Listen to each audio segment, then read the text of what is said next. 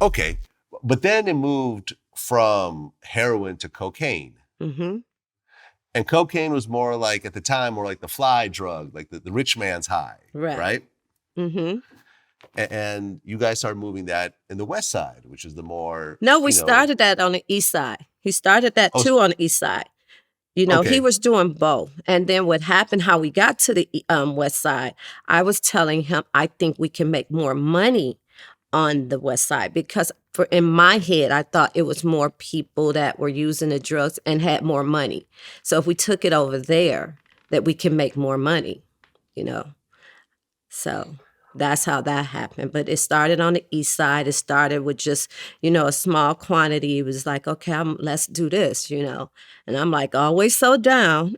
Like, yeah, let's do it. Let's that. And I'm always thinking like I can do it better, or I can help you. I can be like your partner, let me help. Let me just, I just always wanted for some reason that life kind of excited me. That money, the fast lifestyle. I wanted that microwave life. And I seen it when I went to the Rooster Tail. Like, I want that coat. I want that ring. I want that watch. And I want a rat in that car. So it was exciting. And I knew by talking to him and seeing that the crowd he was with, that the way to get it is the more, you got to get the quantity and sell it. And the faster you sell it, the more money you were making, the turnover. So I said, hey, let's go to the east side. Let's go to the west side. I was familiar with the west side because that's where I was from.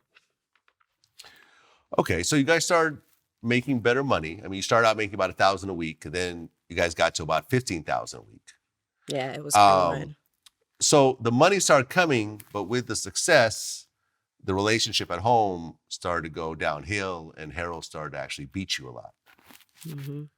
It became Uh, a very abusive relationship. And that yeah. was something I had never seen or experienced either. So it was all new to me. Um, I don't, people ask me, why'd you stay? Why? I still today can't answer that. And even I ask other survivors, we all had the same story, like, oh, thinking it'll change, thinking that you love this person, thinking you hate this, hurt, help this person, or you thinking it's your fault. There's so many things that I can think, but I just stayed and I was stayed in that life. Well, the beatings continued until at one point you actually kicked him out of the house. Hmm.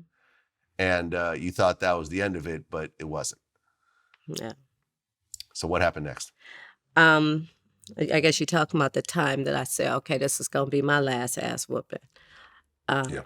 I knew it. He'd be gone for a couple of days, but then I said, when he come back, he's gonna be, he's gonna be angry or something's gonna be wrong. So I prepared myself. I said, okay, today he's not gonna whoop on me. I'm gonna kill him. I really felt like I'm gonna kill him today. I put my kids to sleep. And I got the knife, had already planned it, was laying there waiting on him to come. And as soon as he came in, he started.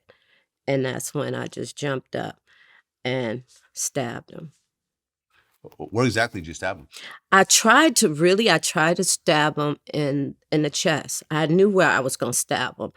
But what I learned later afterwards, after he went to the hospital, I went to jail. I stabbed him somewhere up in the upper arm. I missed that part, which was good for me because probably at that time, I don't think the law was in place where they had the man beat you, the spousal abuse law that wasn't in place, so I probably would have still been in prison for the rest of my life. So I guess it was a good thing. I mean, I did protect myself at that point, but you know, he survived. Right. He survived. You get locked up. But he ends up not pressing charges. Right. And at that Um, time, it was up to the person. Now the yeah. states take over. Yeah. Yeah. He doesn't press charges. You get out of jail. He gets out of the hospital. And then you guys get back together again. Toxic, right? Yeah. Now we know all about what toxic is. Then you didn't know. just feeling like, okay. But I thought it was scaring him enough that he wouldn't do it again. But he didn't do it again for a while. He was, tiptoeing around me for a while. Well, yeah, I mean, you stabbed him. Yeah. Yeah. I would Yeah. tiptoe also. Yeah. I would be sleeping with one eye open, I'm sure. Yeah. And then he ran and I chased him. I'm like, oh, you didn't die, right? So, yeah.